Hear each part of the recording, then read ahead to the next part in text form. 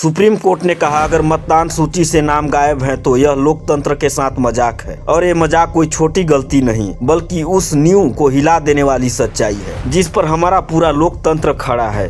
क्या किसी ने जानबूझकर जनता की आवाज मिटाई? नमस्कार दोस्तों, आप देख रहे हैं मीडिया अलर्ट, जहां हर खबर का सच सामने आता है बिना डर के, बिना दबाव के। आज की कहानी सिर्फ एक बयान नहीं, ये उस सिस्टम की कहानी है जहां वोटर लिस्ट से नाम गायब हो जाते हैं, जहां गांव की चौपाल में आवाज उठती है और सुप्रीम कोर्ट के दरवाजे पर दस्तक होती है। अगर नागरिक को वोट देने का अधिकार ही छीन लिया जाए तो लोकतंत्र का अस्तित्व ही किस पर टिका रहेगा? यह सवाल सिर्फ अदालत का नहीं था, यह सवाल हर उस नागरिक का था जो बूथ तक पहुंचा, पर वहां जाकर पाया उसका नाम तो लिस्ट में ही नहीं है। फिर शुरू हुआ सवाल का सिलसिला। क्या यह गलती है या कोई राजनीतिक गणित? क्यों हर चुनाव से ठीक पहले लाखों के नाम गायब हो जाते हैं? क्यों हर बार सबसे ज्यादा शिकायतें उन्हीं इलाकों से आती है जहां जनता का रुझान बदलता दिखाई देता है? दोस्तों, अगर आप भी सोचते हैं कि लोकतंत्र सिर्फ एक इवेंट है तो ये खबर आपकी आंखें खोल देगी, क्योंकि जब सुप्रीम कोर्ट ने कहा वोटर लिस्ट की पारदर्शिता ही असली स्वतंत्रता है तो यह सिर्फ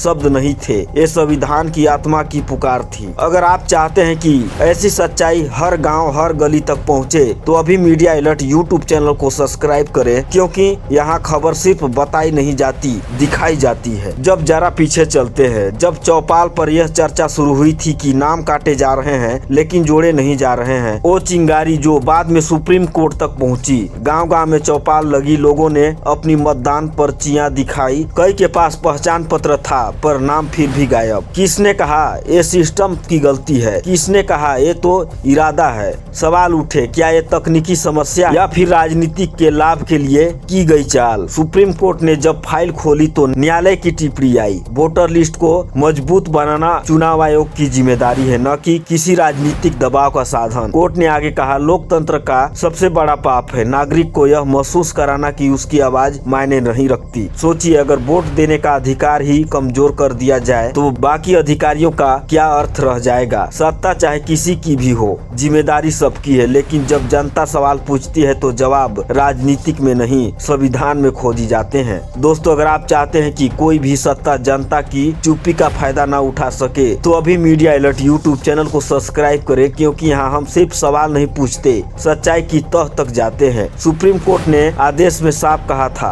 हर नागरिक का नाम सूची में होना चाहिए और किसी का नाम को हटाने से पहले नागरिक को सूचित करना अनिवार्य होगा। यही वह लाइन थी जिसने पूरी चुनावी सिस्टम में हलचल मचा दी, क्योंकि अदालत ने सीधे सीधे यह कहा मतदाता को जानकारी दिए बिना उसका नाम हटाना संविधान का उल्लंघन है। लेकिन दोस्तों, क्या ये आदेश नीचे तक पहुँचे? क्या ये वो गलती पिछले साल हुई थी वो अब भी नहीं दोहराई जा रही है? ग्राउंड रिपोर्ट बताती है कई इलाकों में अब भी वोटर लिस्ट अपडेट नहीं हुए हैं, कई जगह वही पुराने लिस्ट चिपकी हुई है जिस पर सालों से एक ही नाम मिटाए जा रहे हैं। अब सवाल सिर्फ सिस्टम का नहीं, यह भरोसे का है, क्योंकि लोकतंत्र की बुनियाद भरोसे पर टिकी है और जब भरोसा हिलता है तो सत्ता चाहे किसी की भी हो, जनता का दिल टूट जाता है। सोचिए, अगर एक गांव में 300 नाम हटे और किसी को खबर नहीं, अगर एक शहर में 10,000 लोगों की वोटर पर्चियां गायब, तो क्या सिर्फ टेक्निकल एरर है या फिर कोई है तो तय कर रहा है कि